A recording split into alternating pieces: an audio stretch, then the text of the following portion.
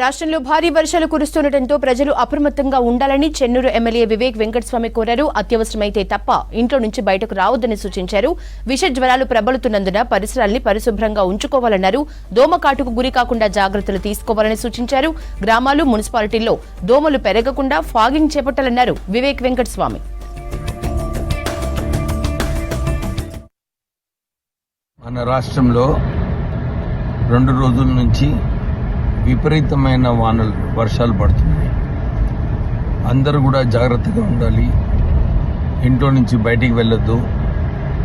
దోమల నుంచి కొంచెం ప్రికాషన్స్ తీసుకోవాలి. నేను మున్సిపల్ కమిషనర్స్ అందరికీ కూడా ఫాగింగ్ ఎక్కువ చేయాలని చెప్పి వారికి డైరెక్షన్స్ ఇవ్వడం జరిగింది. అందరూ కూడా ఇంట్లో ఉంటే బాగుంటుంది. జాగ్రత్తగా ఉండండి.